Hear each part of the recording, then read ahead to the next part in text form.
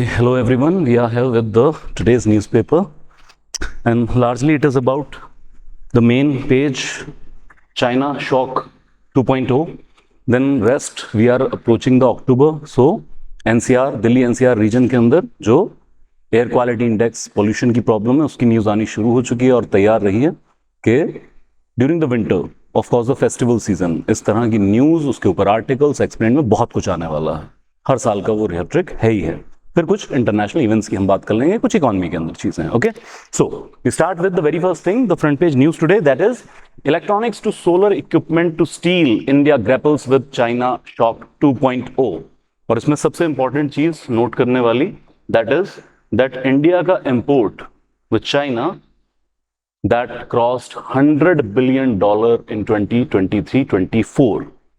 तो despite all the measures like FDI control कर दी है फील्ड के अंदर हम ले रहे हैं, या इसके अलावा एंटी डंपिंग इन्वेस्टिगेशंस हमने इन्वोक की हैं, एंटी डंपिंग ड्यूटी हम लोग चाइना के प्रोडक्ट पे लगा रहे हैं। सिर्फ हम नहीं, ग्लोबली लगभग 15 कंट्रीज ये मेजर्स ले रही हैं चाइना के खिलाफ। इसके बावजूद चाइना का जो सामान है वो फ्लड हो रहा है सभी मार्केट्स के अंदर। और IMF ने भी बाकायदा एक ब्लॉग लिखकर ये कहा है कि we are at the verge और the countries are at the verge of China shock 2.0। What is China shock 2.0?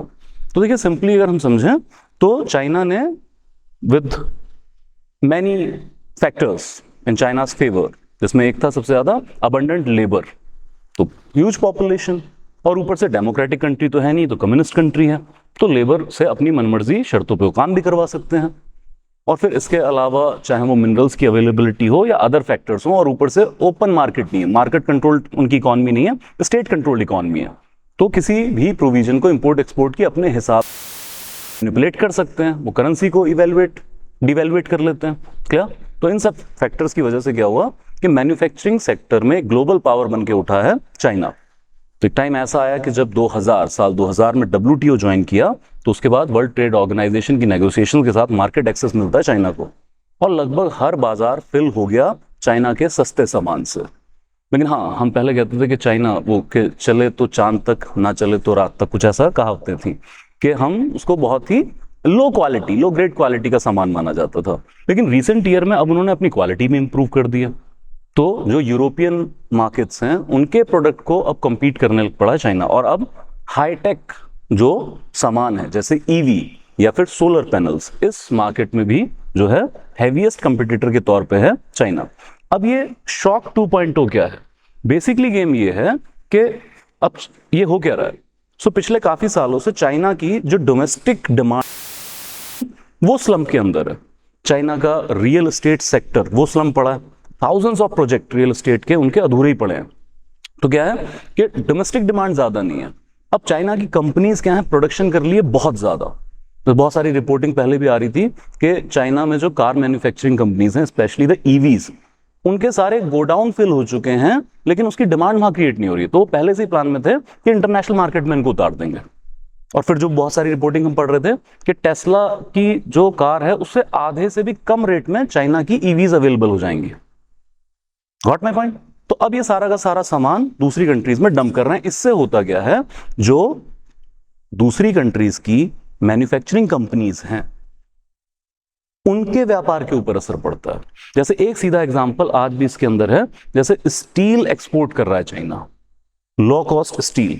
तो चाइना इतने सस्ते दाम पर स्टील आपकी मार्केट में बेच देगा कि आपके यहां जो स्टील आपकी कंपनीज हैं उनकी जो प्रोडक्शन कॉस्ट है, जितने में वो प्रोड्यूस कर पा रहे हैं, उससे भी नीचे दामों में आपके यहां चाइना का स्टील मिल रहा होगा। अब कोई भी कंपनी अपने प्रोडक्शन रेट पे तो सामान नहीं बेचती है, प्रोडक्शन रेट से ऊपर टैक्सेस भी होंगे, GSTs होंगे इंडिया के अंदर, और उसके बाद यार कंपनी का प्रॉफिट भी है, ट्रांसपोर्टेशन है, मार्जिन्स हैं, बीच में सप्लायर्स हैं, मिडलमैन्स हैं। Got my point? तो फिर अगर प्रोडक्शन कॉस्ट से भी नीचे सामान अवेलेबल है तो फिर उससे दुगने दाम पे स्टील कौन खरीदेगा? चाइना का स्टील खरीद रहा। तो ultimately Indian steel company will be suffer.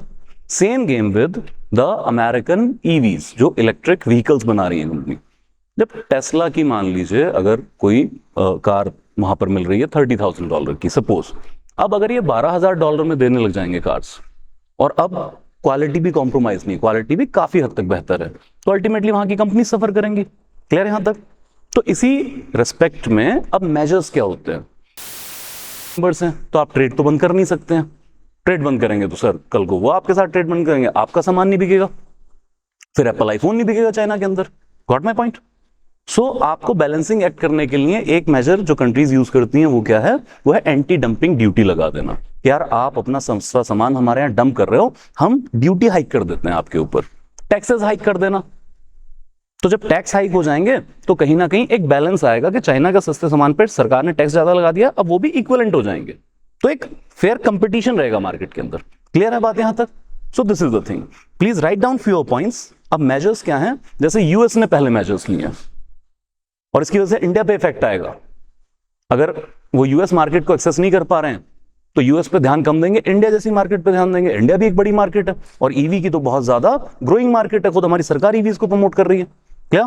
So it comes to like, just अगर याद रह जाए तो ठीक है, like US has imposed 100% electric vehicles, 100% duty.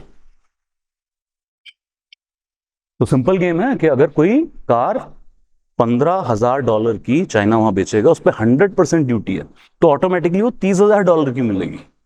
100 रुपए का सामान पे जब 100% टैक्स आपने लगा दिया, 200 का हो गया।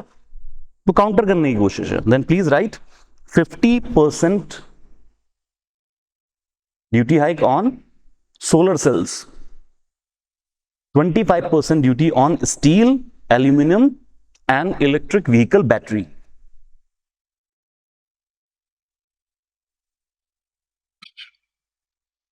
Please write, in 2024,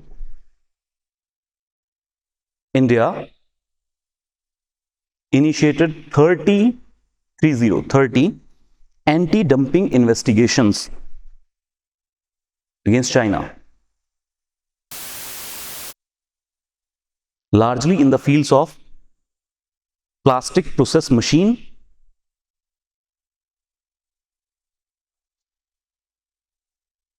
largely in field of plastic process machine। Anti dumping investigation कर रहे हैं कि वाकई ये डंपिंग हो रही है हमारे यहां पर। Vacuum inflated flask,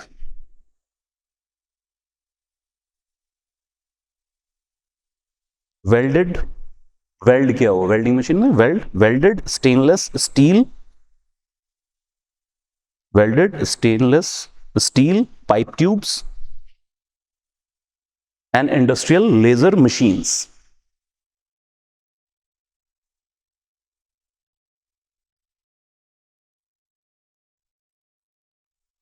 Please do write India's import from China।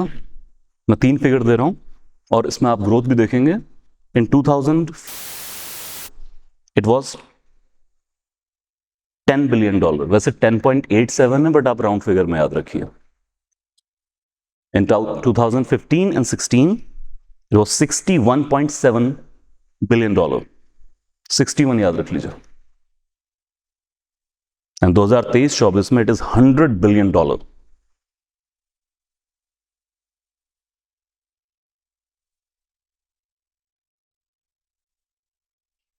Please write another point of China's might in clean energy.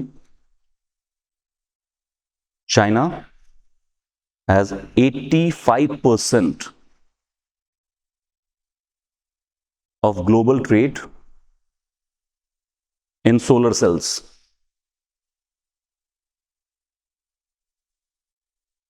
88% solar grade silicon and 97% silicon ignats। Silicon इग्नेट्स वो होते हैं जो कि सोलर पैनल्स बनाने में बेसिक रिक्वायरमेंट है जिसकी। This is about the China's might. Clear है यहां तक? देखिए अभी न्यूज आई है, आगे चलता रहेगा। इंपॉर्टेंट चीज $100 बिलियन का फिगर आपको याद रहना चाहिए, पुराना नहीं भी याद रहेगा तो इतना प्रॉब्लम नहीं आएगा। क्लियर है? Okay, so these are the important points.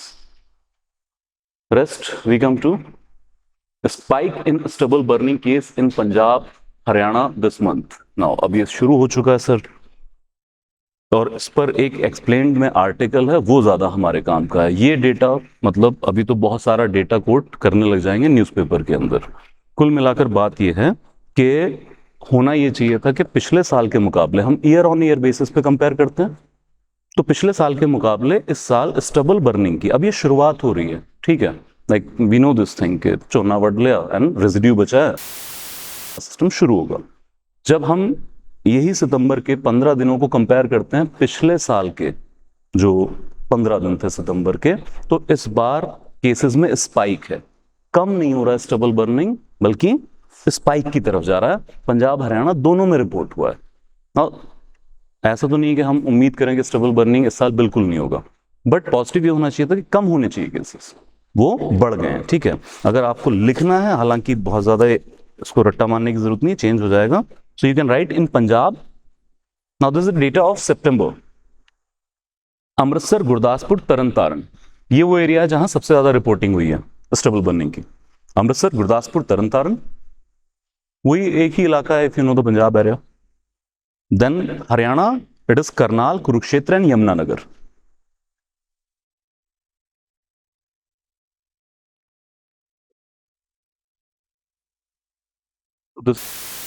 Reporting के भाई स्टबल बर्निंग के केसेस ज्यादा आ रहे हैं, बट आने वाले टाइम में और स्पाइक करेगा, क्लियर। तो बहुत सारा डेटा आपके पास आएगा इससे related. Now just an information, इसको राइट डाउन करने की भी इससे जरूरत नहीं, लेकिन हाँ कहीं अगर आपको यूज आ जाए तो याद रख लीजिएगा। हाईकोर्ट ने क्या, पंजाब एंड हरियाणा हाईकोर्ट ने क्या किया है कि पंजाब के जो हेल्थ सेक्रेटरी हैं इनकी सैलरी को अटैच कर दिया है। मतलब सैलरी अटैच, मान लीजिए खुदा ना करे आप, मतलब खुदा ये जरूर करे कि कल आप हेल्थ सेक्रेटरी हों, और खुदा ये ना करे कि आपकी सैलरी अटैच हो। सैलरी अटैच का मतलब कि अब उनकी सैलरी रिलीज नहीं होगी, सैलरी पर रोक लगा दी है। और सैलरी पर रोक क्यों लगाई है, अदरवाइज होता तो हम ना नोट करते, बट ये न्यूज इसलिए बना है कि हॉस्पिटल्स जो हैं पंजाब के, उन्होंने शिकायत की है कि पंजाब सरकार आयुष्मान भारत जो कि हेल्थ इंश्योरेंस स्कीम है, हमने लोगों का इलाज किया, सरकार उसके बदले में हमें पे करती है।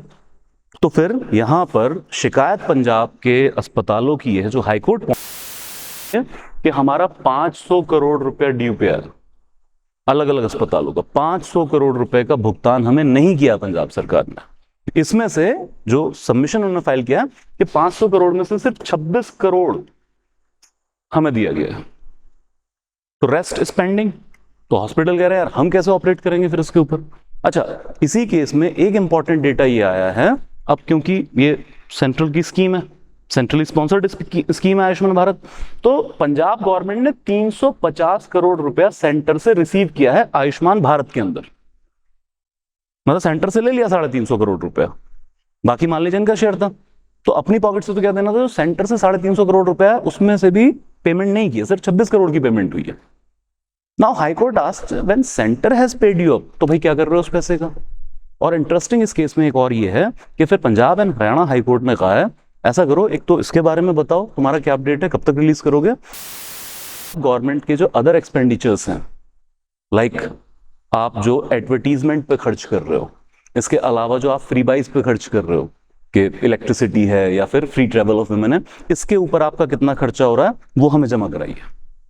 मतलब हाईकोर्ट ये भी चेक करना चाह रहा है कि भाई आप फ्री बाइज पे तो नहीं खर्च कर रहे हो। मतलब एक सस्पिशन इसमें आया, कहीं ऐसा तो नहीं हुआ जो रूल की वायलेशन है कि 350 करोड़ रुपया लेके आपने आयुष्मान भारत के खाते में पैसा लिया, उस पर ना खर्च करके आपने क्या किया, शायद एडवर्टीजमेंट पे या किसी और स्कीम पे खर्च कर दिया। That have to be checked. Clear है यहां तक? सिर्फ अगर याद रह जाए तो ठीक है। Okay, Muizzu set to visit Delhi next month, और बड़ा इन्होंने कोट किया, we never followed Indian out policy. तो अगर मालदीव्स, और इसके बारे में तो बहुत रिपोर्टिंग हुई थी, मालदीव्स में मोहम्मद मोइजू की सरकार बनती है, बल्कि इनका सारा इलेक्शन कैंपेन ही था इंडिया आउट कैंपेन के नाम से, और इन्होंने पीछे बिना इंडिया के नाम लिए कहा था कि कोई भी बड़ा मुल्क हमें बुली नहीं कर सकता है। मतलब एक बड़ा रॉन्ग मैसेज है कि आप इंडिया को बुली कहें, जो बड़ा एक नेगेटिव टर्मिनोलॉजी है यूज करने की। क्लियर है? उसके बाद ये जनाब पीछे आए इंडिया, जब प्राइम मिनिस्टर की ओथ टेकिंग सेरेमनी थी, तो शायद अमित शाह से मुलाकात करवा दी होगी, इधर आ कमरे में चल तू। पर चलिए, उसके बाद काफी टोन डाउन देखा गया है। जनाब गए यूएन की जनरल असेंबली मीटिंग के लिए, और वहां पर साइडलाइन पे बहुत सारे कार्यक्रम होते हैं, तो उन्होंने कहा कि भाई हमने तो कभी इंडिया आउट, हमारी पॉलिसी नहीं है हमने तो कभी ऐसा कहा ही नहीं। और इसी के साथ इन्होंने ये भी कंडेम किया कि यार हमारे 2 मिनिस्टर्स ने प्राइम मिनिस्टर नरेंद्र मोदी का ट्विटर पे कुछ मजाक उड़ाया था, तो हमने कंडेम किया है।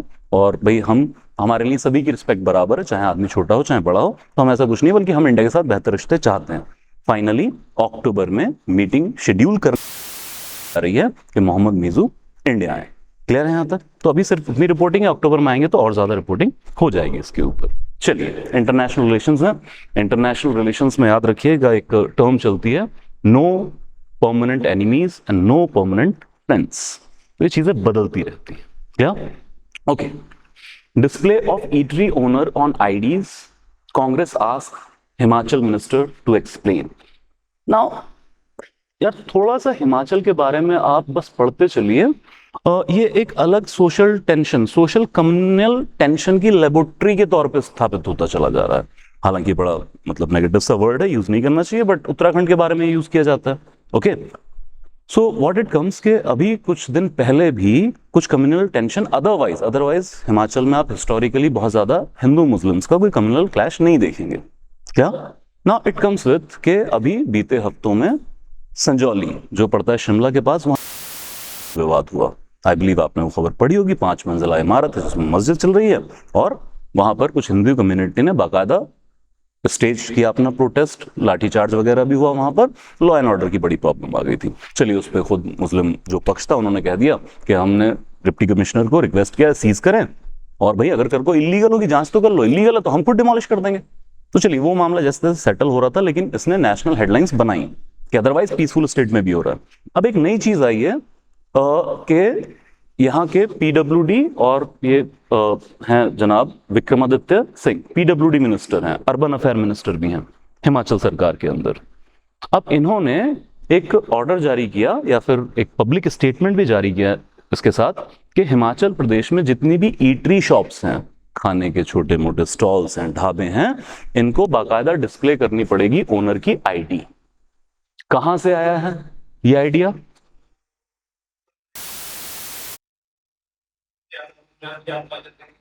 कांवड़ यात्रा।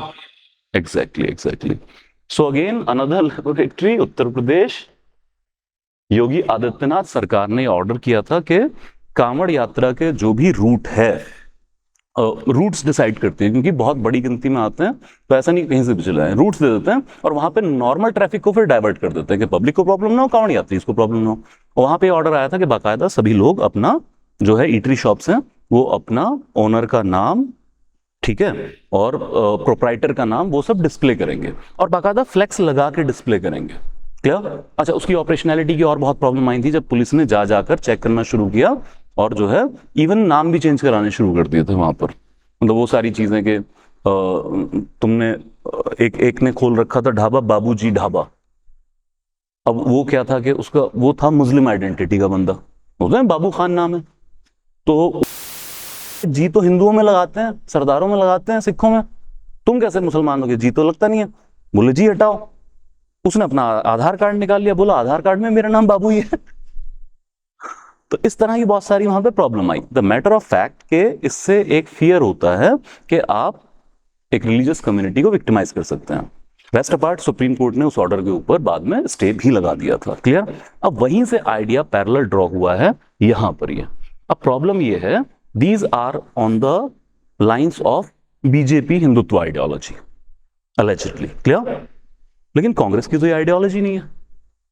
राहुल गांधी तो कहते हैं कि मैं नफरत के बाजार में मोहब्बत की दुकान खोलने आया हूं। वो तो भारत जोड़ो संकल्प यात्रा चला रहे थे।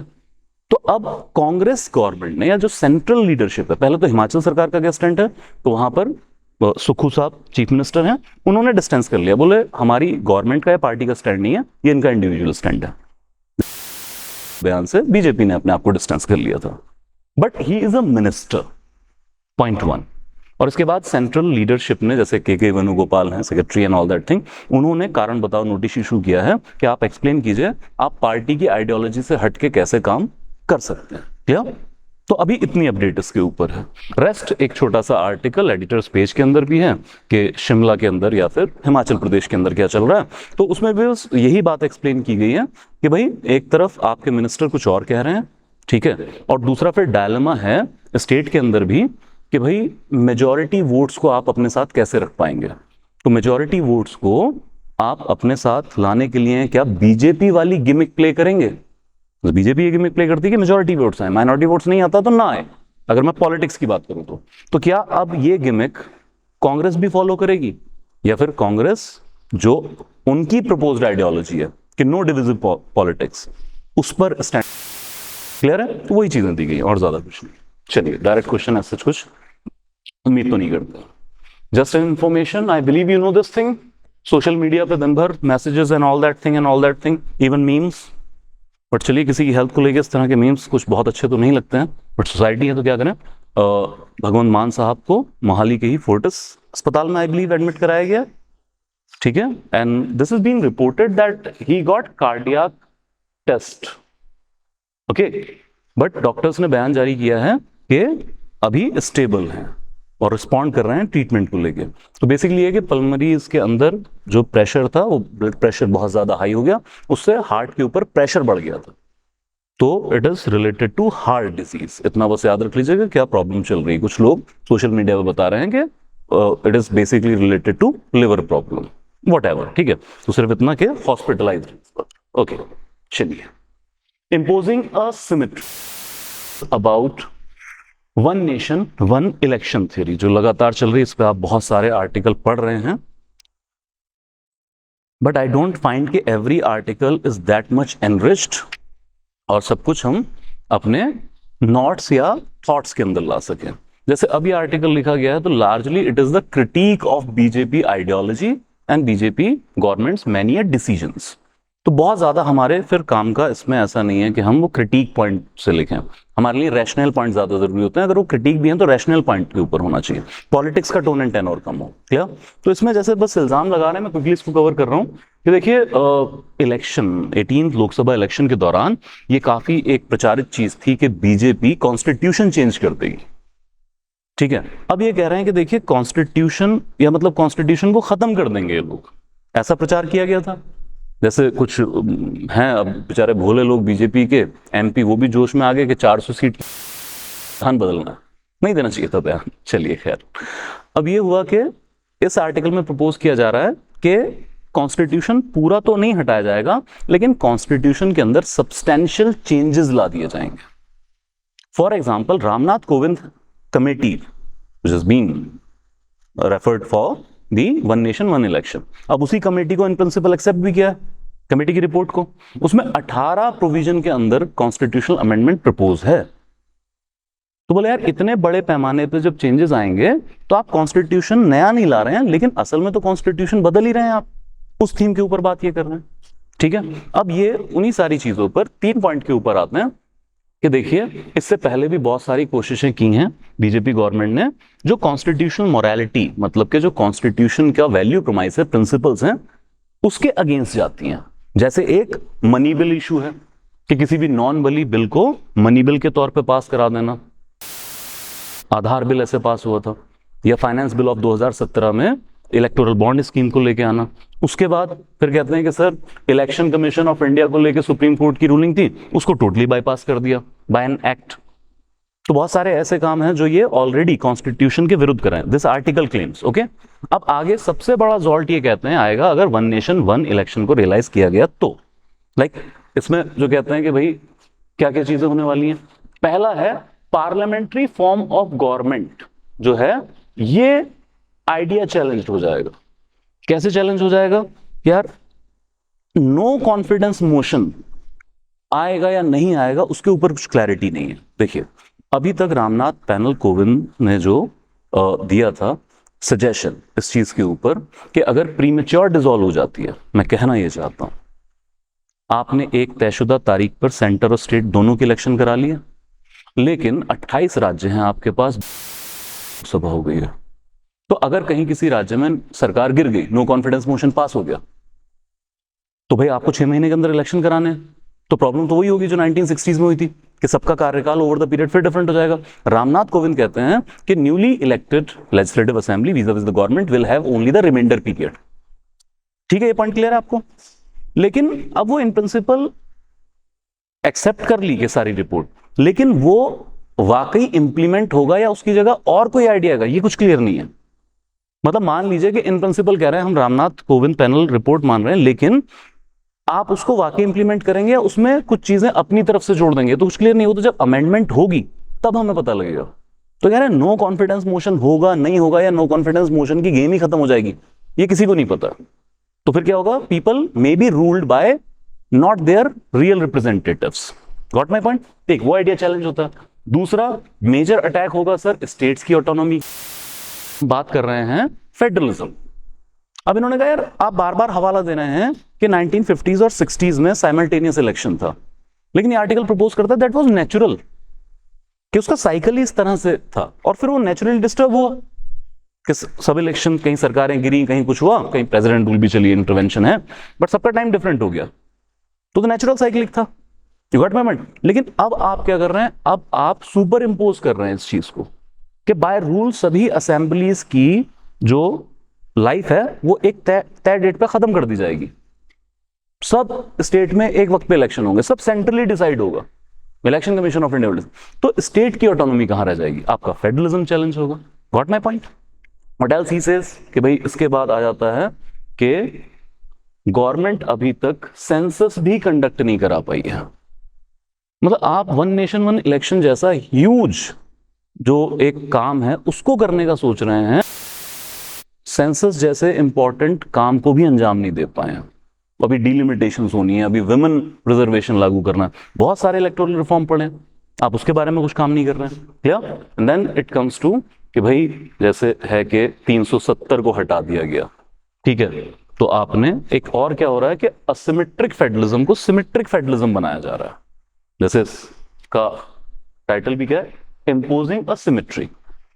Now the whole crux is this के बेसिक वन नेशन और वन इलेक्शन के साथ साथ जो एक यूनिफॉर्मिटी सारी कंट्री के अंदर बीजेपी लाने की कोशिश कर रही है, आर्टिकल उसका विरोध कर रहा है। अगर आप इसकी लाइन से परे जाके देखें तो आपने 370 हटा दिया। 370 मतलब कि स्पेशल स्टेटस था, उनका अपना कॉन्स्टिट्यूशन था, हटा के आपने बाकी राज्यों, बल्कि बाकी राज्य भी नहीं हो तो यूटी है, आपने उसके जैसा कर दिया।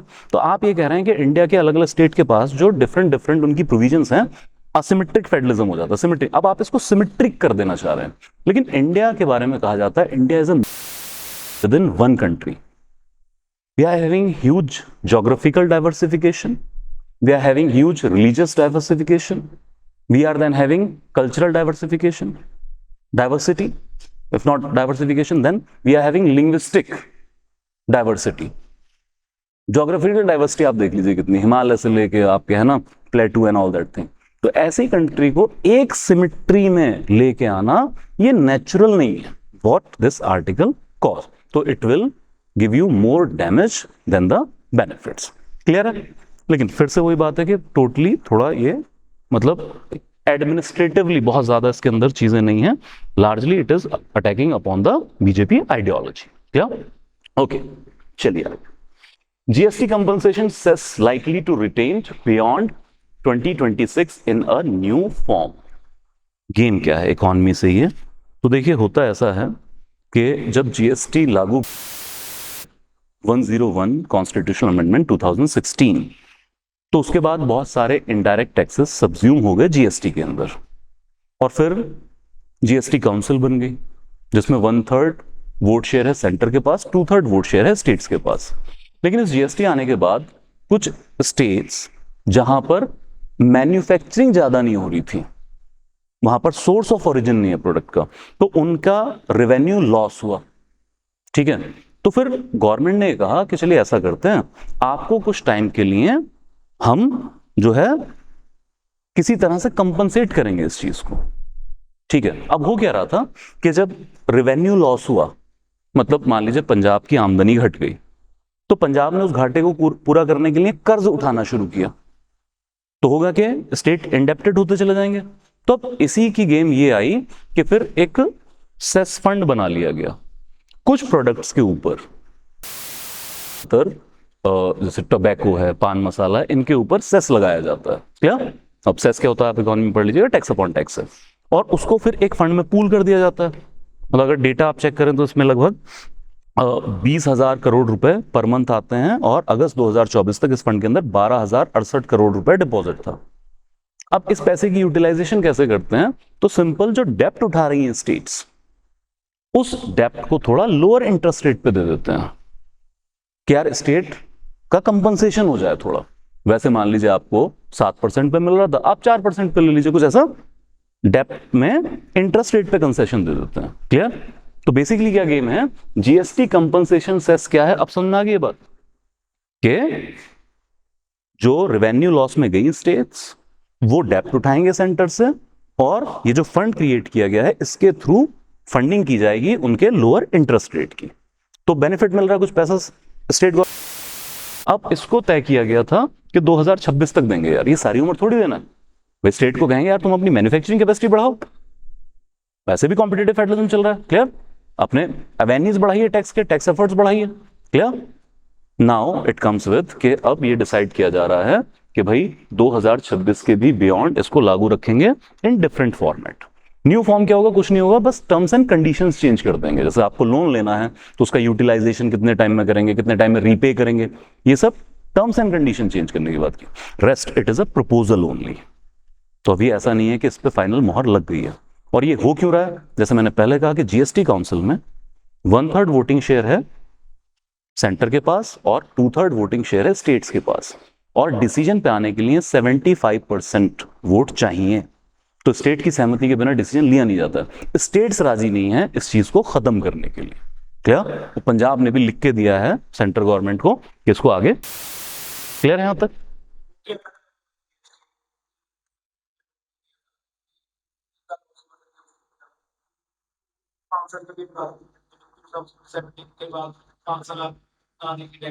हाँ, वो डिफरेंट स्कीम थी, कंपनसेशन की स्कीम थी वो बेसिकली, कितना पैसा आपको दे दिया जाएगा। हम्म। हाँ जी, हाँ जी, फिर वो कोविड टाइम्स आ गया बीच में, वो कोविड की वजह से और बढ़ाना पड़ गया उसको। तो डिफरेंट मैकेनिज्म है to compensate the states. Okay, चलिए। Economy grow at 6.5 to 7% in 2025। तो चीफ इकोनॉमिक एडवाइजर हैं, इन्होंने नया प्रोजेक्शन दिया है। देखिए सिंपल बात इतनी है कि पहले इन्होंने प्रोजेक्ट किया था 7%, अब इन्होंने थोड़ा कट कर दिया है कि 6.5 से 7% के बीच में हमारी ग्रोथ रहने वाली है। और इसके पीछे कारण क्या है? तो कारण टू प्रॉन्ज हो सकते हैं। एक, फूड इन्फ्लेशन की टारगेटिंग नहीं हो पा रही, जो आनी चाहिए थी, वो हर साल का ही काम है। अब प्याज के दाम ऊपर जाने लग पड़े हैं, ठीक है। और दूसरा ये हुआ है कि रेट कट्स नहीं हुए, जो रेपो रेट है वो कट नहीं किया गया। अच्छा, खासकर ये जो अगस्त सितंबर था, ये महीने बहुत क्रूशियल थे। अब जब रेपो रेट कट नहीं हुआ है तो मार्केट में मनी सप्लाई ज्यादा नहीं है। अब या तो फिर मैन्युफैक्चरिंग कंपनी के पास मनी सप्लाई होती, लोअर इंटरेस्ट पे उनको कर्ज मिलता, वो उठा के प्रोडक्शन कर रहे होते।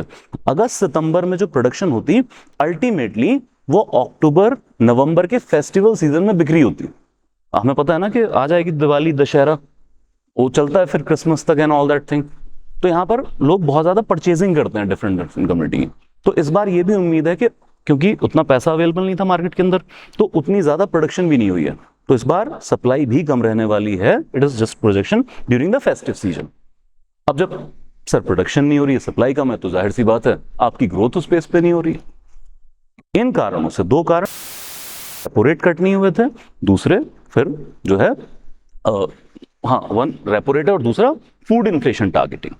इन दो वजहों से ग्रोथ को थोड़ा स्लो प्रोजेक्ट किया जा रहा है। Rest these are all just projections. क्या? ओके जी, हाँ, लगभग सभी लोग 7 कह रहे थे, वो अलग अलग projections. Okay, NSE BSE revise transaction charges वो समथिंग इंपॉर्टेंट। देखिए है क्या कि जब बीएसई और एनएसई में लिस्टेड कंपनीज में आप ट्रेड करते हैं, स्टॉक्स का खरीदना बेचना डीमैट अकाउंट के थ्रू, ठीक है, तो फिर गवर्नमेंट जो है वो चार्जेस लेती है उन ट्रांजैक्शन के बीच में। वो डायरेक्टली आपसे नहीं लिए जाएंगे, जो आपके ब्रोकर्स होंगे उनसे लिए जाते हैं, ठीक है, वो आपसे चार्ज करते हैं, ठीक है। तो पहले क्या था कि जो ये जो चार्जेस हैं इसकी अलग अलग स्लैब्स थी। जैसे पहले, if you not want to note down, कि अर्लियर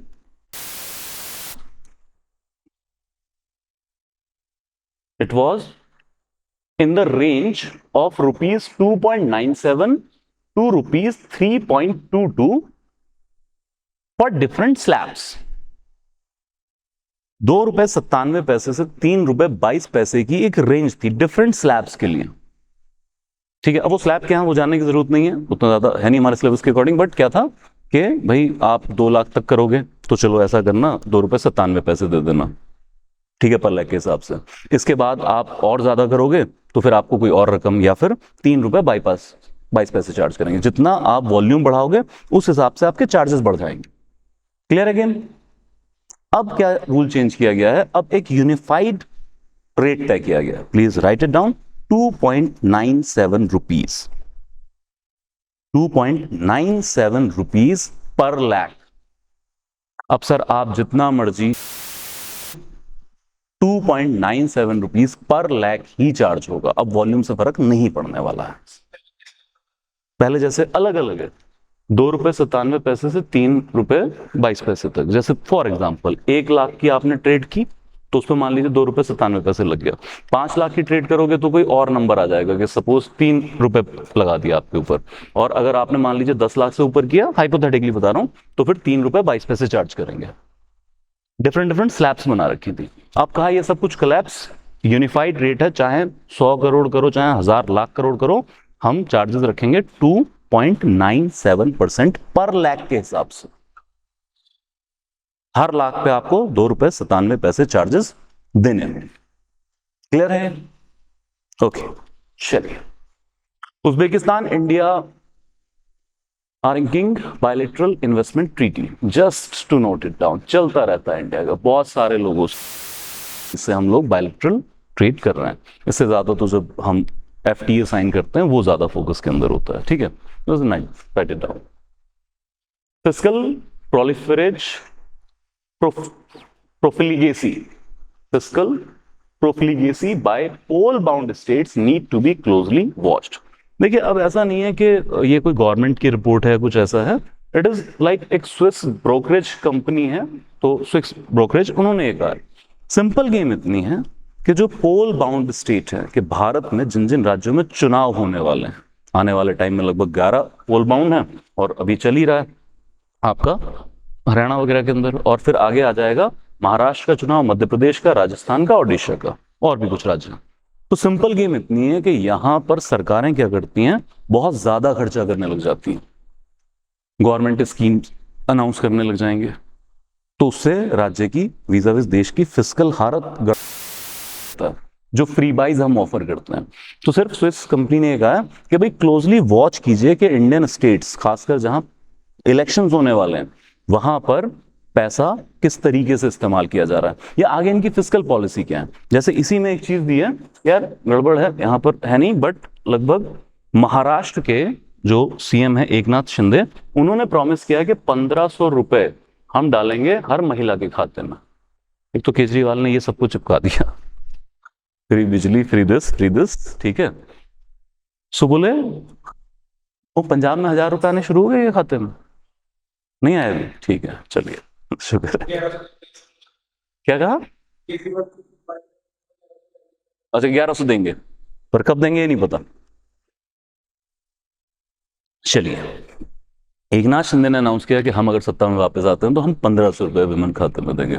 अब ultimately this will be like 30,000 of the government exchequer. तो this about wastage of money. तो ये फिस्कल पॉलिसी साउंड नहीं है। तो बस इतना यार, अपने स्टेट्स पे थोड़ा ध्यान रखो, काबू रखिए आप लोग। क्लियर?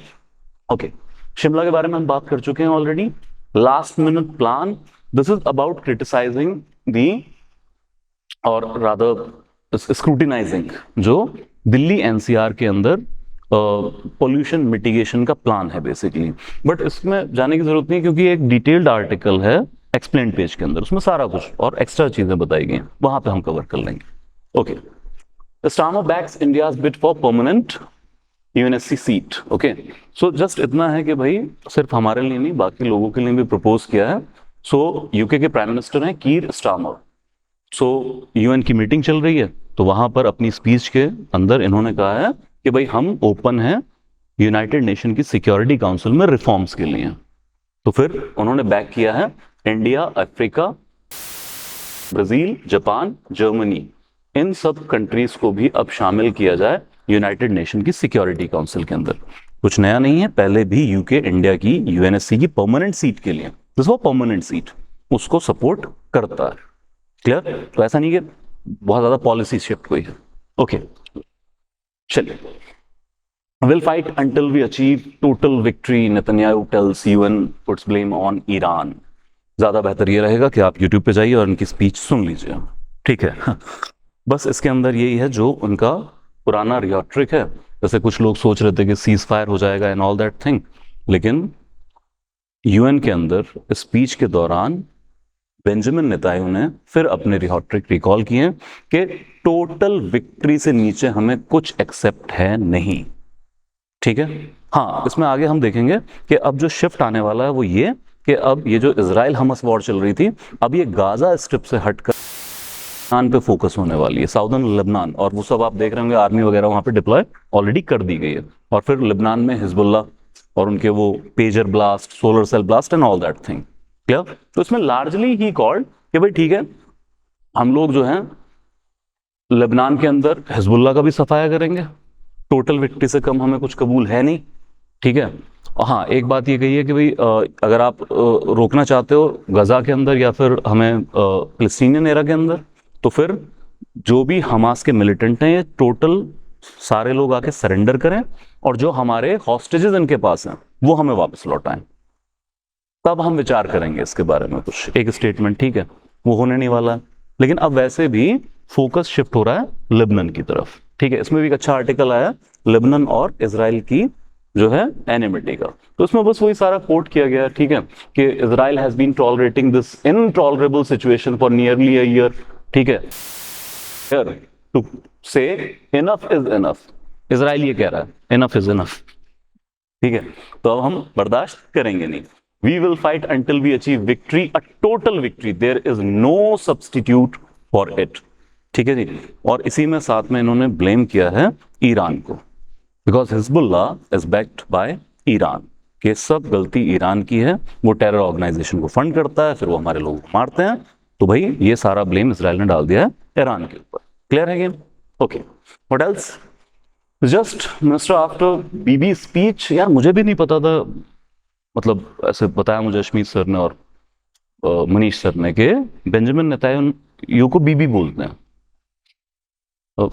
है ना, मतलब अब पता नहीं क्यों बोलते हैं, ठीक है। हम शायद नमो बोल देते हैं नरेंद्र मोदी को, बट मुझे भी लगा यार मिनट्स आफ्टर बीबी स्पीच, मैंने ये कौन स्पीच देखा, आई डिडंट नो।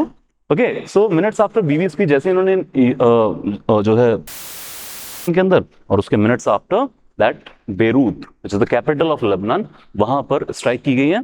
तो हिजबुल्लाह का एक लीडर है सैयद हसन नसरल्लाह, इसको मारने के लिए अटैक लॉन्च किया गया था। प्रिसाइज अटैक था, एक बिल्डिंग के ऊपर अटैक किया, बिल्डिंग कोलैप्स हो गई, लेकिन वो लेबनान टीवी ने, ईरानियन टीवी जो है उन्होंने रिपोर्ट किया है कि बंदा सेफ है, इसको कुछ हर्ट नहीं हुआ है।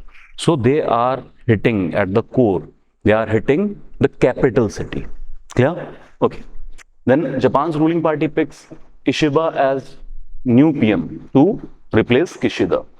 देखिए, जापान का एक तो जो रूलिंग पार्टी है उसी में बहुत सारा अपहीवल चल रहा है, ठीक है, कुछ करप्शन चार्जेस हैं एंड मिसमैनेजमेंट की बातें हैं, तो फिर पीएम को रिप्लेस कर दिया। ये ट्रेंड आपने इससे पहले यूके के अंदर भी देखा था, जब लगातार रूलिंग पार्टी वही है, बस वो पीएम चेंज कर दे रहे हैं। जैसे हम लोग कल को कहते हैं कि भाई हाँ बीजेपी मोदी नहीं है, तो किसी और व्यक्ति को, उसे अमित शाह को या नितिन गडकरी साहब को पीएम बना दीजिए और पार्टी उसको चुन ले। Clear?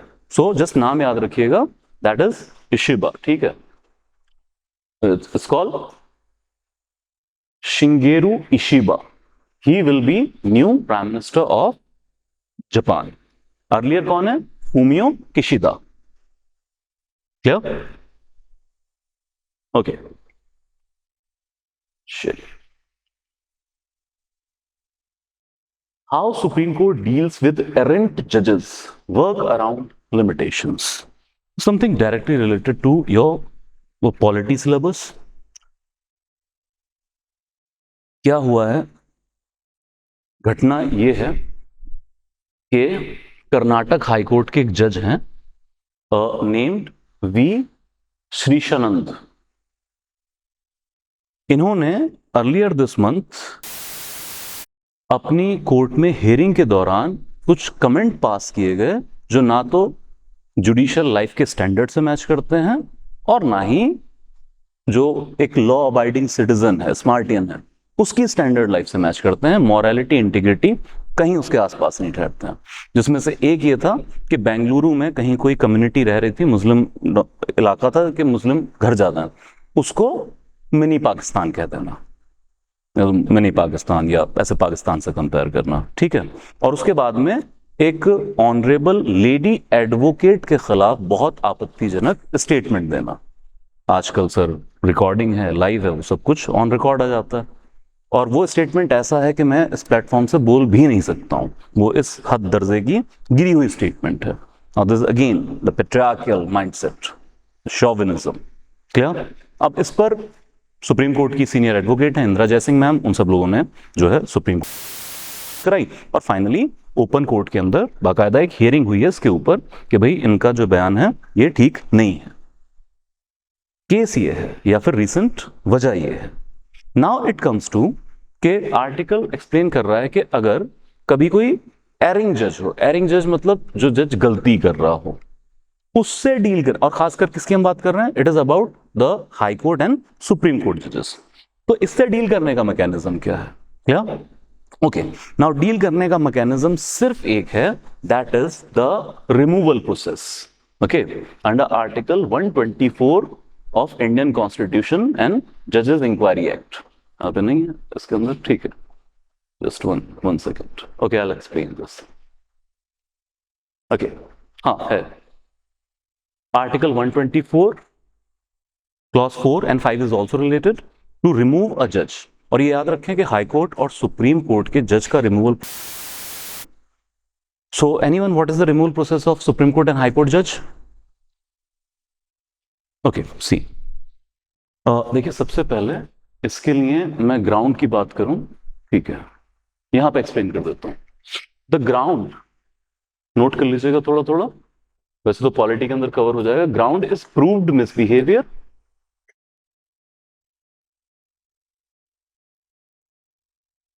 and incapacity. Now both these are not defined or explained in Constitution of India. What action of the judge will be proved misbehavior? What will be the incapacity? Define कहीं पे नहीं है, तो subjective notion है। Now what could be proved misbehavior? That is like कि भाई जैसे हमने बात की कि जुडिशियल स्टैंडर्ड जो लाइफ होनी चाहिए उससे आप कॉम्प्रोमाइज कर रहे हैं, अपने पद का दुरुपयोग कर रहे हैं, करप्शन में भी misbehaviour. What is incapacity? Incapacity may be of body or mind. तौर पर जज की ड्यूटी नहीं निभा सकते हैं या मानसिक तौर पे नहीं निभा सकते हैं।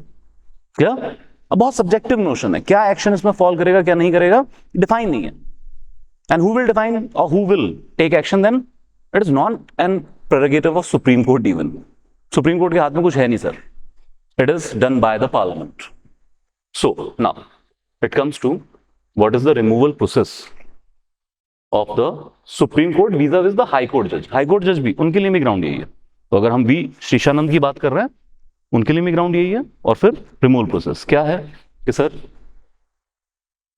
लोकसभा है, राज्यसभा है, 2 हाउसेस है, रेजोल्यूशन लाना पड़ेगा। सो पॉइंट 1, द जजेस of higher judiciary that is the high court and supreme court are removed through the houses of parliament, not by the supreme court itself. Chief justice of India नहीं निकाल सकते हैं इनको, ठीक है। Now अगर आपको रेजोल्यूशन लाना है निकालने के लिए, अगर लोकसभा 100 MP का सपोर्ट जब वो लिख के देंगे तब ये प्रोसेस एडमिट होगा, और अगर आप राज्यसभा से लाना चाहते हैं तो 50 MP का सपोर्ट चाहिए। मतलब अगर आप राज्यसभा से शुरू करना चाहते हैं उनको हटाने का प्रोसेस, तो जब तक 50 MP साइन करके नहीं देते हैं तब तक ये प्रोसेस इनिशिएट नहीं होगा, ठीक है। मान लीजिए हम अपने एग्जाम्पल में चलते हैं, राज्यसभा में 50 MP ने साइन कर दिया और चेयरमैन ने उसको एडमिट कर लिया, ठीक है।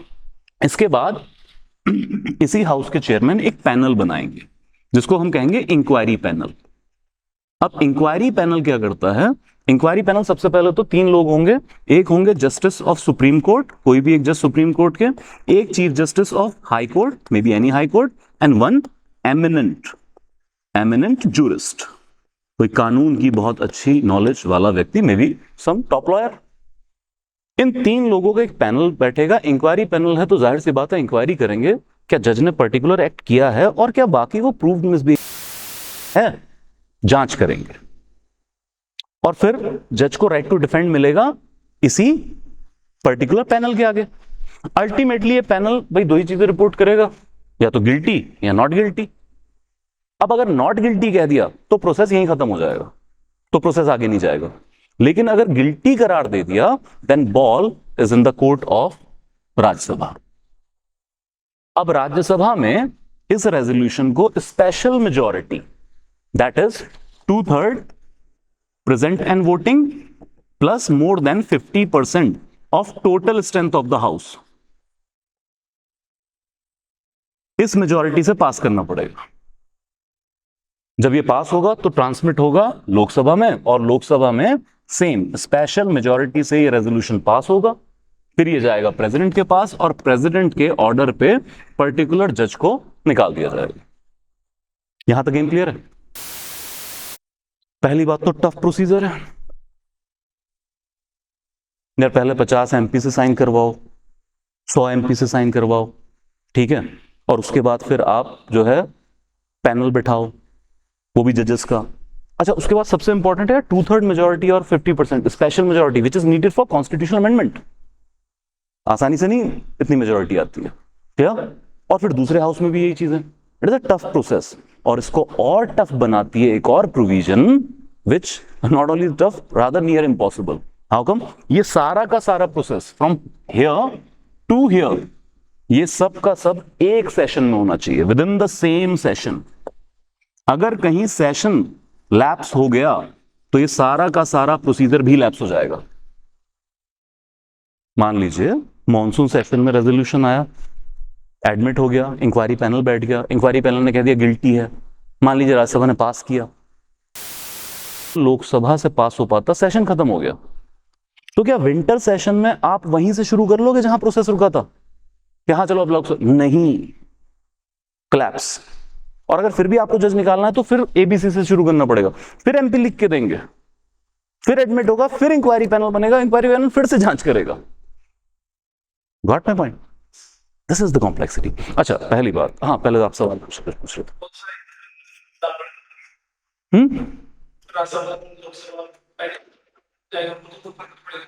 ना आप इधर से शुरू कर लो। अगर लोकसभा से आएगा तो 100 एमपी लिख के देंगे। अब लोकसभा का स्पीकर पैनल बनाएगा, ठीक है, फिर वो रिपोर्ट करेंगे, फिर यहां से पास होगा, फिर सर दूसरे हाउस में पास हो जाएगा। तो आप चाहे इधर से आ जाइए सर, चाहे इधर से आ जाइए। मतलब आपको एमसीक्यू में स्टेटमेंट अगर मैं ये कहूं that the removal of justice of supreme court can originate only from Lok Sabha, wrong statement. अगर मैं कहूं that justice of supreme court can originate from either house of the constitution, yes sir, किसी से भी शुरू कर लो। What my point? Okay, now अब पहले तो ये दिया क्यों गया यार? जजेस को सिक्योर करने के लिए। जजेस की कोर्ट में आते हैं सारे पॉलिटिशियन अपने फ्रॉड स्कैम के केसेस को लेके। बहुत सारे केसेस में क्या होता है कि यार हायर जुडिशियल में हम देखते हैं highest litigator the state itself. इन्हीं की पॉलिसी, इन्हीं की अमेंडमेंट, इन्हीं के लॉस चैलेंज किए जा रहे होते हैं जो इनके द्वारा बनाए गए हैं। तो यार जजेस को सिक्योरिटी देना बहुत जरूरी। कल को ऐसा ना हो कि कोई जज सरकार के खिलाफ कोई जजमेंट लिख रहा है तो अगले दिन सरकार उस जज को कान पकड़ के उतार दे। इतना सिंपल नहीं होना चाहिए प्रोसेस, सिक्योरिटी होनी चाहिए टेन्योर की। क्लियर है? अभी आया तो इसलिए था, लेकिन यार इतना रिजिड बना दिया कि अब इससे तंग है। अब अगर आप सुप्रीम कोर्ट और हाई कोर्ट के जजेस के खिलाफ कोई कार्रवाई करना चाहते हैं, इसके अलावा और कोई चारा नहीं सर आपके पास। अब सुप्रीम कोर्ट और हाई कोर्ट के जजेस ऑलमोस्ट अनरूली हैं। अगर कोई एरिंग जज आ जाए तो आपके पास कोई चारा नहीं है सर। एक और मैकेनिज्म सुप्रीम कोर्ट यूज करता है which is not constitutionally provided, they can use in their own capacity because of the master of roster theory, कि फिर सुप्रीम कोर्ट जैसे सुप्रीम कोर्ट किस जज के पास क्या काम जाएगा ये चीफ जस्टिस डिसाइड करता है। तो कुछ केसेस में देखा गया ऐसे कुछ क्लैशेस हों तो उस जज की कोर्ट में कोई केस ही नहीं भेजते हैं, उसके पास कुछ काम नहीं है। बट आप और कुछ उसकी सैलरी नहीं रोक सकते सर। आप वो रोज घर से नहा धो के गाड़ी में बैठ के आएगा, अपनी कोर्ट में बैठेगा और कोर्ट खाली पड़ा है, चाय पिएगा, कॉफी पिएगा, घर चला जाएगा। बस आप उससे काम वापस ले सकते हैं, जो कुछ केसेस में देखा गया था। क्लियर? और कुछ नहीं है सर इनके हाथ में। अब ये रिजिड प्रोसेस बहुत प्रॉब्लमेटिक हो चुका है। क्लियर? तो एक तो ये सारा एक्सप्लेन किया गया। मतलब अगर मैं कहूं कि श्रीशानंद के खिलाफ कोई कार्रवाई हो, जैसे कोर्ट में चल रही है डिबेट इस बात को लेके, खुद सीजेआई कोर्ट रूम नंबर 1 में चली थी डिबेट, जताया है, लेकिन सुप्रीम कोर्ट एज सच कुछ टेंजिबल एक्शन ले नहीं पाएगा। एक है कंटेम्प्ट ऑफ कोर्ट, आगे देख लेते हैं। क्लियर? मतलब यार इसमें सबसे फेमस केस है, कभी पॉलिटी में बात कर लेंगे, मद्रास हाई कोर्ट के जस्टिस सी कर्नन का। तो कर्नन डिटेल में कभी फिर देखेंगे, कर्नन साहब जस्टिस थे हाई कोर्ट के, तो उन्होंने एक तो अपने साथी जजेस के ऊपर बहुत सारे इल्जाम लगा दिए थे कि भेदभाव करते हैं और नेपोटिज्म है, ये है वो है, बल्कि उन्होंने सुप्रीम कोर्ट के जजेस के खिलाफ कंटेम्प्ट नोटिस इशू कर दिया था। सुप्रीम कोर्ट के जजेस को सजा दे दी थी भाई ने अपनी कोर्ट में, मतलब कोई जेल नहीं गया, तो उसके खिलाफ कुछ कर नहीं पाए। अल्टीमेटली सुप्रीम कोर्ट ने उनके खिलाफ कंटेम्प्ट प्रोसीडिंग की और वेट किया गया उनकी रिटायरमेंट का। वो रिटायर हुए, उसके बाद उनको 6 महीने जेल भेजा गया था। तो अनदर थिंग इज दिस कि आप क्या कर पाएंगे, कंटेम्प्ट ऑफ कोर्ट लगा के सुप्रीम कोर्ट 6 महीने की मैक्सिमम जेल कर सकता है, लेकिन वो है कंटेम्प्ट ऑफ कोर्ट के मैटर में। कंटेम्प्ट ऑफ कोर्ट आपको अवमानना, कोर्ट की अवमानना आपको साबित करनी पड़ेगी। What my point? ओके? और वो भी कॉन्स्टिट्यूशन से नहीं आता, contempt of courts of act 1971 से आता है। क्लियर यहां तक? ओके। अब इसमें सर कुछ नाम आप चाहें तो नोट कर सकते हैं, जैसे अब तक 5 जजेस के खिलाफ ये प्रोसीजर शुरू किया है, including the high court as well. So justice V Ramaswami के खिलाफ, ठीक है, सौमित्र सेन के खिलाफ, देन इसके अंदर सीवी नागार्जुना है, पर्दीवाला है, और फिर दीपक, नो गलत है भाई, दीपक मिश्रा के खिलाफ तो इनिशिएटिव हो नहीं पाया था। इवन यार these are having mistakes. Okay? और इसमें एक और नाम नहीं लिया गया है। Okay, problematic. ठीक है, ये वाला रहने दीजिए आप। टिल डेट नो सिंगल जज of the Supreme Court or the High Courts is being removed through this process. एक भी जज को आज तक इस प्रोसेस से निकाला नहीं गया है। ये वो जजेस का नाम है जिनके खिलाफ ये प्रोसेस शुरू हुआ था। ठीक है? तो यू कैन नोट सबसे अर्लियर केस वी रामास्वामी साहब का रहा है 90s का। ठीक है? इसके अलावा आप सौमित्र सेन लिख सकते हैं, पीडी दिनकरन लिख सकते हैं, इसके अलावा आप लिख सकते हैं एसके गैंगली मध्य प्रदेश, उनके खिलाफ भी इनिशिएट हुआ था। सीवी नागार्जुन है, जेबी पर्दीवाला है। दीपक मिश्रा का नाम इन्होंने लिख दिया, गलत है। हम पॉलिटी में बात कर लेंगे। सीजेआई थे और हिंदुस्तान में पहली बार कोशिश हुई थी कि हम सीजेआई के खिलाफ ये प्रोसेस लेके आ रहे हैं। कभी सीजेआई के खिलाफ नहीं हुआ था, मैं ये कह रहा हूं कि कोशिश हुई थी। तो टेक्निकली देख लेंगे, उस प्रोसेस को एडमिट नहीं किया गया था। तो जब एडमिट राज्यसभा में लेके आए थे रेजोल्यूशन, जब वो एडमिट ही नहीं हुआ तो टेक्निकली इनिशिएट ही नहीं हुआ। गलत लिख रहे हैं। क्लियर है यहां तक? Okay okay okay okay. तो this is all the thing.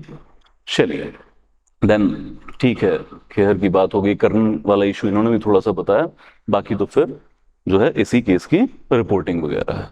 Clear? Okay. We come to random check finds NSQ drugs in market, here's what to know. देखिए है क्या कि गवर्नमेंट रैंडमली दवाइयों के सैंपल की चेकिंग करती है जो मार्केट में फ्रीली अवेलेबल है, जैसे पैरासीटामोल है या कोई डायबिटीज की मेडिसिन है एंड ऑल दैट थिंग। तो हुआ क्या है कि रैंडमली उठाया था, जैसे कौन है, सेंट्रल, एक तो एजेंसी लिख लीजिए please, central drugs standard control organisation, central drugs standard control organisation.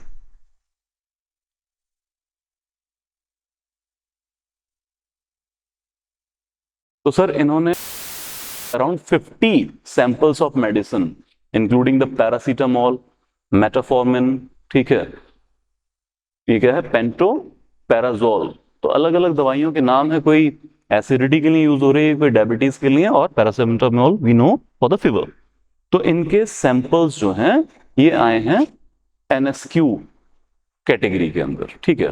Now what is NSQ? This is basically, ये लिख लीजिए, NSQ मेडिसिन क्या होती है, not of standard quality, not of standard quality. तो कहीं कोई टर्म ऐसी यूज हो जाए कि NSQ मेडिसिन क्या है, और हम सोचें यार कोई कैंसर की मेडिसिन होगी, है ना, ऐसे नाम से खतरनाक से। It is about not of standard quality, standard quality की नहीं है। क्लियर? तो देखिए ये अब प्रॉब्लमेटिक है, हमारे यहाँ अडल्ट्रेशन बहुत ज्यादा है, फूड से लेके दवाइयों तक के अंदर हर जगह, है ना। तो हम ही वो मुल्क है ना जो अच्छे अच्छे के भी हमारे यहाँ पर कॉपीज है ना, और बहुत आम है, कुछ ऐसा नहीं है कि बहुत, है ना, रेयरेस्ट ऑफ रेयर हो। क्लियर? तो हर चीज का कुछ ना कुछ सब्सिडी आपको मिल जाएगा। नाउ इट कम्स विद कि एक तो होती है सर इसके अंदर जो इन्होंने कहा है कि एक तो होती है पुअर क्वालिटी की ड्रग्स, ठीक है। तो जो पुअर क्वालिटी डिजाइन करते हैं उसमें क्या होता है कि drugs that may contain a faulty description और मे नॉट डिसॉल्व प्रॉपरली, मतलब उसका डिसोल्यूशन रेट होना चाहिए वो प्रॉपर नहीं होगा, जो फॉर्मूला होना चाहिए वो प्रॉपरली नहीं बनाया गया होता। तो एक तो कहते हैं पुअर क्वालिटी ड्रग्स, और फिर आ जाएगा आपका एक NSQ हमें पता ही है, और फिर आ जाएगा स्पूरियस ड्रग्स, ये एक अलग कैटेगरी है। स्पूरियस ड्रग्स मींस के भाई फेक ड्रग्स हैं बेसिकली है। तो कोई भी कंपोनेंट उठाया, मतलब बहुत देसी बात करूं तो कि भाई ऐसा करो, पैरासीटामोल कैसी दिखती है, मैदे में कुछ और चीजें वीजें मिला के ये दे दो यार, व्हाट माय पॉइंट। और फिर आती है एक और कैटेगरी अडल्टर्ड ड्रग्स, ठीक है। क्या है, जैसे अडल्टर्ड फूड होता है, तो ऐसे ही उसके आपने फॉर्मूला में चेंज किया और कुछ हार्मफुल चीजें डाल दी उसके अंदर, तो सस्ती मिलती होंगी। तो अलग अलग टर्म्स यहाँ पर यूज की जा रही हैं। बाकी फिर बस वही लोग डर ना जाएं तो लिख रहे हैं कि टेंशन मत लेना, ऐसा नहीं कि सारी दवाइयां गलत हैं, तो सैंपल्स हैं कुछ वो गलत मिले। तो लार्जली आई बिलीव एक आप अथॉरिटी का नाम याद रखिए, एक NSQ आपको पता होना चाहिए। Okay, tackling air pollution, now this is important and please go through this. आप मतलब क्लास के बाद भी आपके पास वक्त हो तो जरूर ये या तो सेव करके रख लीजिए या फिर इसको एक बार पढ़ लीजिएगा, ठीक है। Now what it comes with, so it came with that Delhi government ने अनाउंस किया है 21 पॉइंट विंटर एक्शन प्लान, और इसमें फिर वही सारी चीजें हैं मतलब जो पिछले साल भी की जा रही थी। It's like using drones to monitor pollution hotspots, deploy anti smoke guns, the possibility of creating artificial rain, cloud seeding.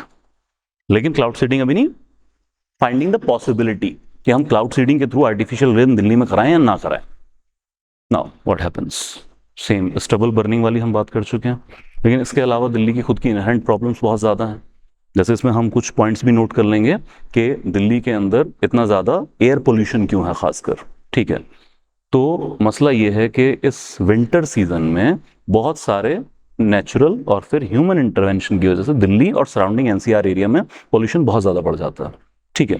अब इसके वजह क्या, अब उसको लेके हाँ 21 पॉइंट प्रोग्राम है इंपॉर्टेंट, अगर आप नोट करना चाहते हैं तो जैसे क्या है, ड्रोन से मॉनिटर करेंगे pollution hotspots, like Delhi and NCR is a huge area.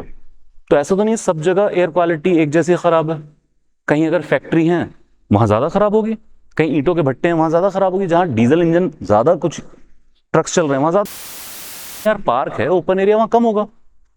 तो बेसिकली क्या है कि ड्रोन्स के जरिए पॉल्यूशन हॉटस्पॉट्स जहां से ज्यादा PM 2.5 या PM 10 वो कंसंट्रेटेड है या एमिट हो रहा है उसको लोकेट करना है, ठीक है। Then it comes to deploy anti smog guns. What is smog? हाँ, स्मोक एंड फॉग, उसका मिक्सचर। तो लगता है ना कि दिल्ली आप जाइए, खासकर बॉर्डर जब आप एंटर करते हैं पंजाब हरियाणा की तरफ से, तो 12 महीने धुंध सी रहती है वहां, क्या मतलब आपने गाड़ी का शीशा नीचे नहीं किया तो लगता है क्या सुहाना मौसम है, ठीक है। Okay, then it is also, ठीक है, एंटी स्मोक गन हो गई है और आर्टिफिशियल रेन, हम आगे बात कर लेंगे इसके बारे में। Now we come to this thing के commission for air quality management. अब ये कमीशन है जिसको सुप्रीम कोर्ट ने भी कहा है कि आपके पास बहुत सारी पावर है पर आप पावर उस तरह से इस्तेमाल कर नहीं पा रहे हैं, जैसे prime agency to fight the pollution over there. Now it comes with nature of the problem क्या है।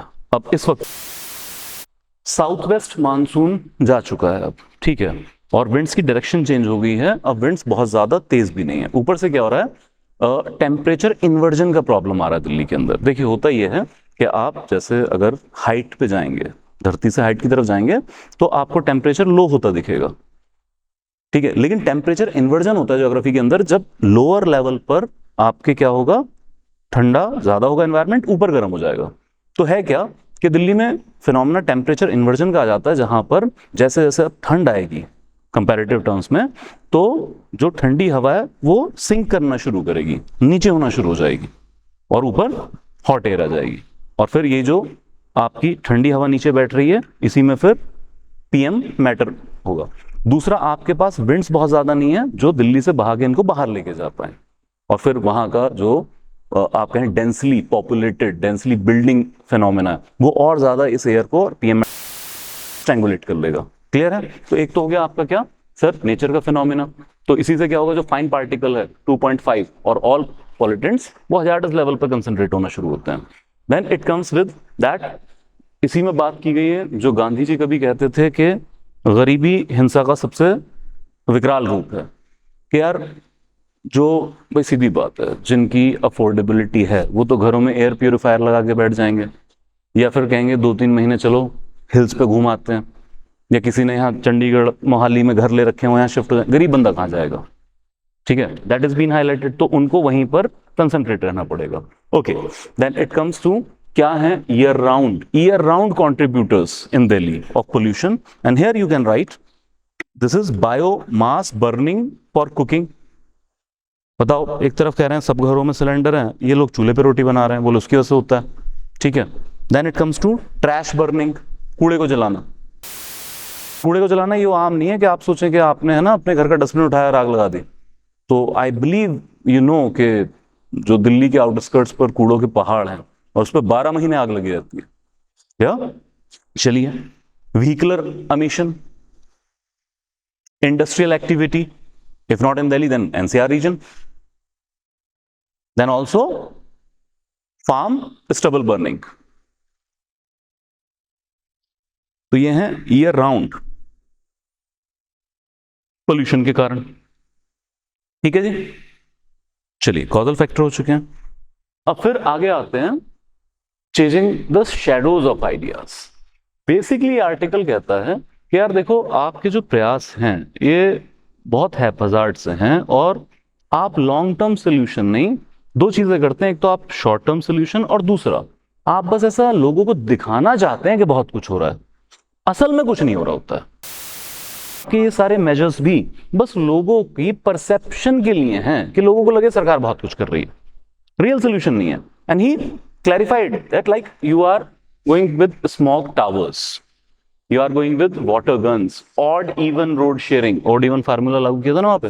और इसमें खासकर बात की गई है अबाउट क्लाउड सीडिंग।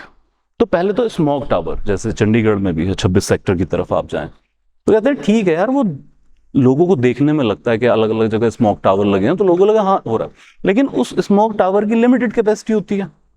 अगर मैं चंडीगढ़ की बात करूं, 26 सेक्टर में लगाया, सारे चंडीगढ़ मोहाली और पंचकुला का थोड़ी वो पार्टिकुलेट मैटर सोख लेगा या पोल्यूशन सोख लेगा, उसकी एक लिमिटेड रेंज होगी कि चलो 26, 27, 28 सेक्टर, ये 3-4 सेक्टर यहाँ इफेक्टिव है, बाकी जगह तो नहीं हो। तो बोले ठीक है यार, इस तरह का मेजर कोई लॉन्ग टर्म सोल्यूशन नहीं है सर।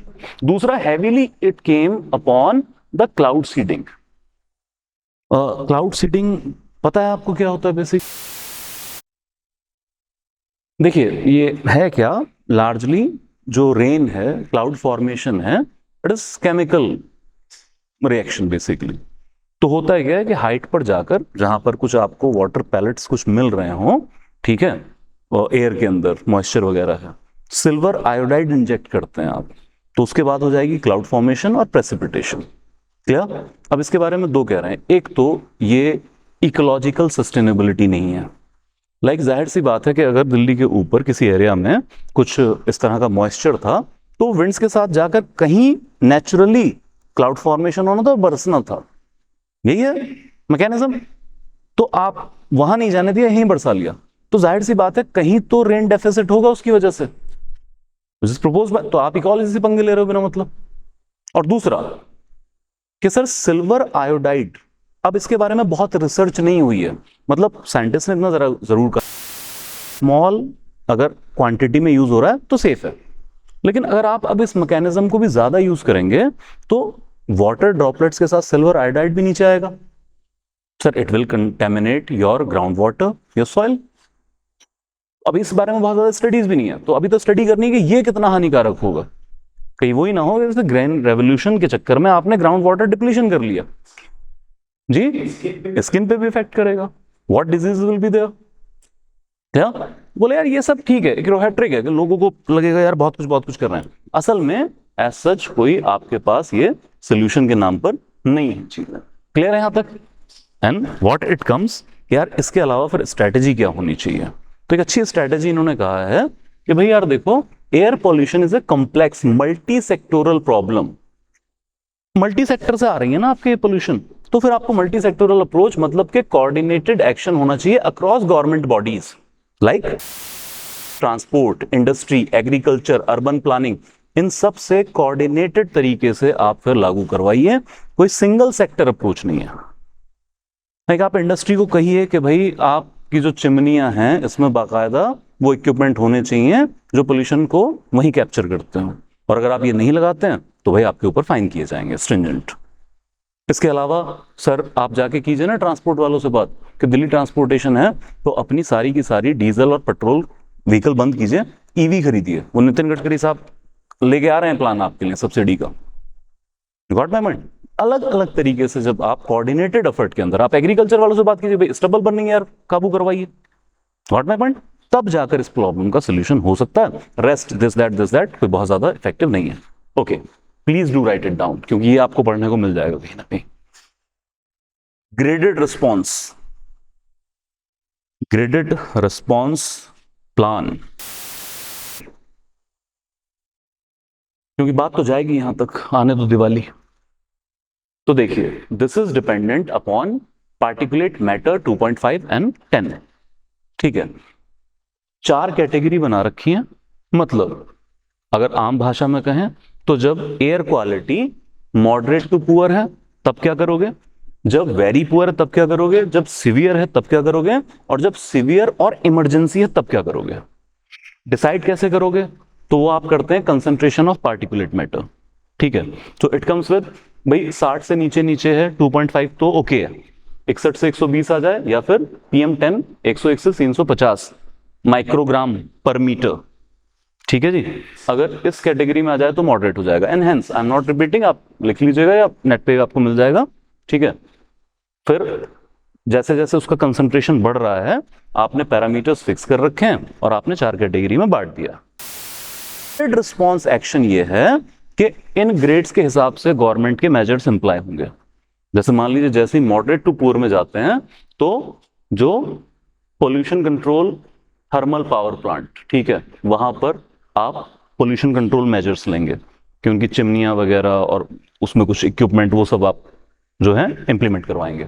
इसके अलावा mechanised sweeping on roads,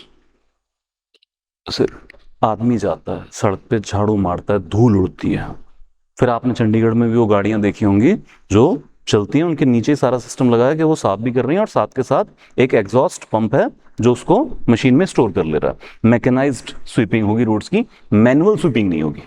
then it comes to ban on fire crackers, stop garbage burning, ये आप पहले लेके आएंगे। फिर नहीं समझता, वेरी पुअर में जाते हैं तो आप क्या करेंगे, सर डीजल जनरेटर सेट, पता है ना, बिजली गई जनरेटर चला लो, डीजल वाले बंद। बस और मेट्रो सर्विस इंक्रीज की जाएगी, मेट्रो सर्विस पे खासकर फोकस कर देंगे, इसको बढ़ा देंगे कि पब्लिक ट्रांसपोर्टेशन मेट्रो के थ्रू। Then it comes to coal और फायरवुड, होटल्स में ये बंद कर दिया जाएगा। फिर दिल्ली में शायद आपको तंदूरी चिकन ना मिले, क्योंकि जो कोल बेसिस आपके चल रहे हैं ये सब बंद कीजिए भाई। ठीक है, देन अगर आप सिवियर में जाते हैं तो फिर क्या करेंगे आप, मैकेनाइज स्वीपिंग की फ्रीक्वेंसी बढ़ा देंगे और स्प्रिंकलिंग ऑफ वाटर शुरू हो जाएगा। Then it comes to close brick kilns, अब ईंटों के भट्टे बंद है भाई, ठीक है जी, स्टोन क्रशर वगैरह ये सब बंद करवा देंगे। Then it comes to Badarpur power plant जो है ये बंद कर देंगे। इसके अलावा फिर जो है कंसेशनल रेट्स पर off peak travel in public transport को बढ़ावा दो, कंसेशन दे दो उसके अंदर। एंड फिर आता है सीवियर या इमरजेंसी, तो इसमें दिल्ली में डीजल ट्रक की एंट्री बंद कर दी जाएगी, इसेंशियल कमोडिटी जा सकती है और कुछ नहीं जाएगा। Then it comes to construction activity बंद, टोटल नहीं बनेगा भाई, कोई नहीं अपने कि सर मेरा तो घर बना हुआ टाइलें लगा लूं ना, बंद। देन इसके अलावा ऑड इवन स्कीम लागू होती है, ये जरूरी, ऑड इवन स्कीम कभी लागू होगी जब इमरजेंसी पे आ जाएगी बात। और फाइनली स्कूल बंद, दो चीज याद रखिएगा, स्कूल और ऑड इवन, स्कूल बंद होना और ऑड इवन, ये 4th ग्रेड का रिस्पॉन्स है। क्लियर?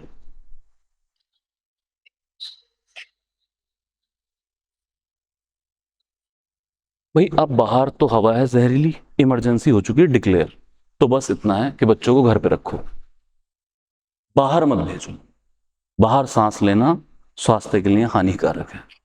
तो शटिंग द स्कूल, अब बच्चे बाहर नहीं, घर पे रखिए आप। क्लियर?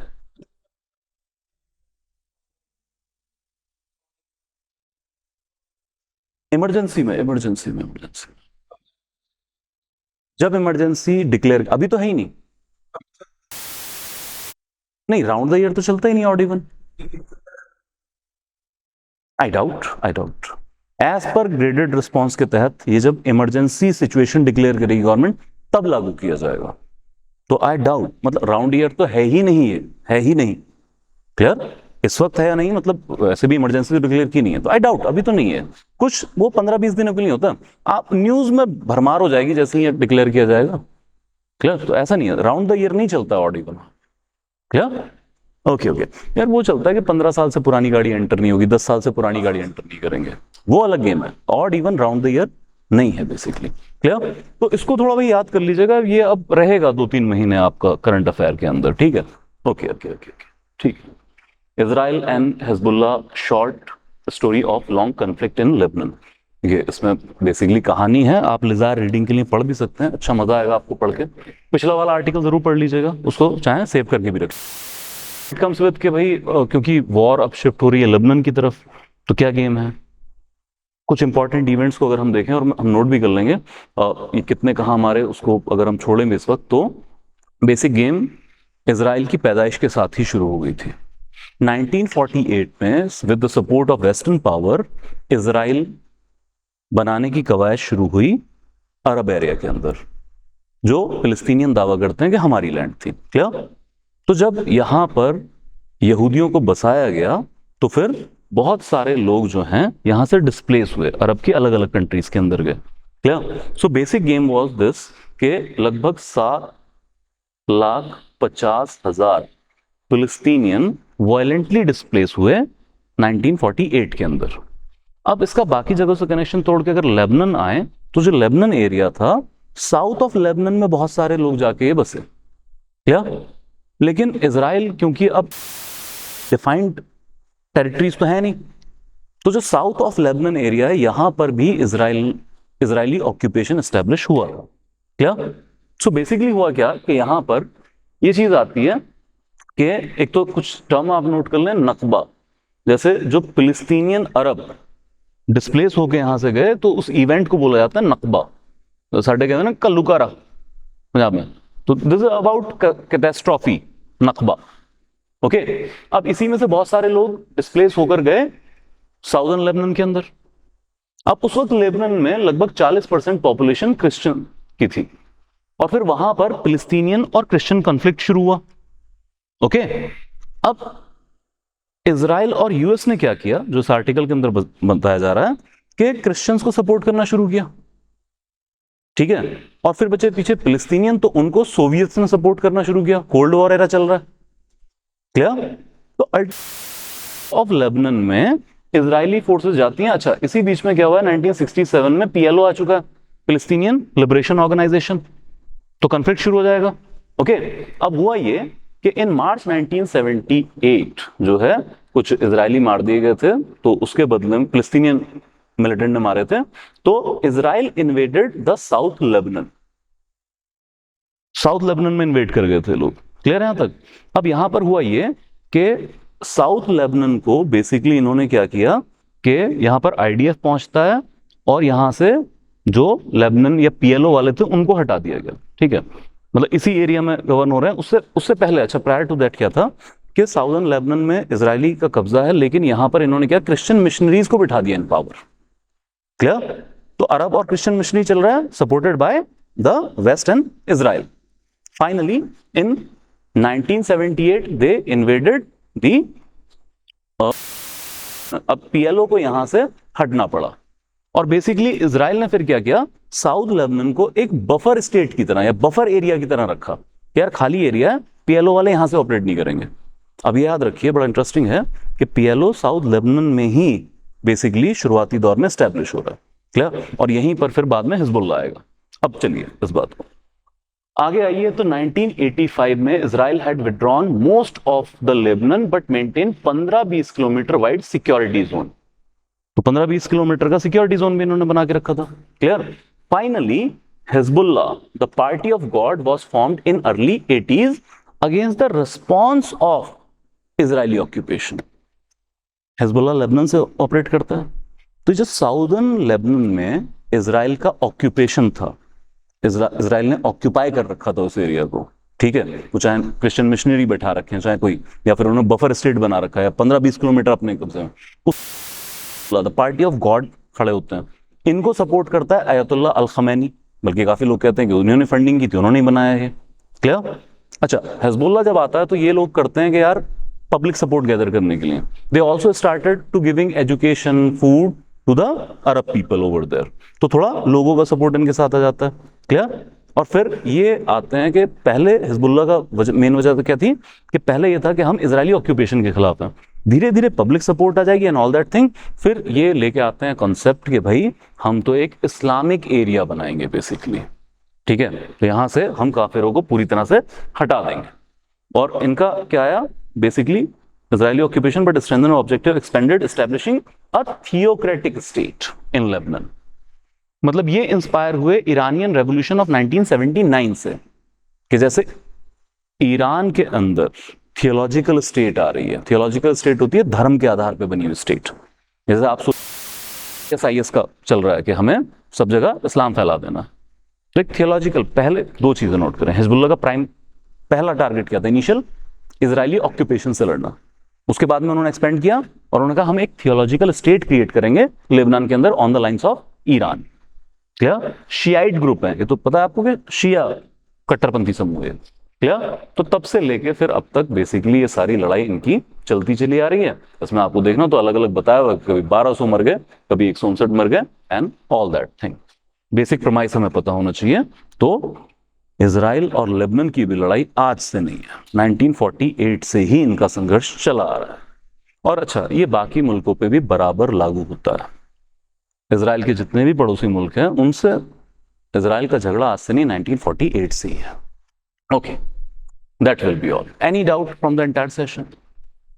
ओके, सो देखिए, एक तो टू बॉयल इट डाउन, आप जो चाइना शॉक 2.0 है, इसके ऊपर थोड़े आने वाले दिनों में भी पकड़ बनाए रखिएगा, may be some explained page something, है ना, बहुत ज्यादा डेटा वो डंप करने की जरूरत नहीं, बेसिक स्टोरी लाइन पता है, कुछ फैक्ट पता है, बात बन जाएगी, या कुछ और इवेंट्स आते हैं तो, या गवर्नमेंट का रिस्पॉन्स क्या है, ठीक है। और इसके बाद लार्जली इट इज अबाउट जो हमने एक्सप्लेन्ड पेज में दिल्ली NCR के पोल्यूशन की बात की है, वो आर्टिकल सेव कर लीजिएगा, और लिजार रीडिंग के लिए हैं तो ये लास्ट वाला आर्टिकल पढ़ लीजिएगा।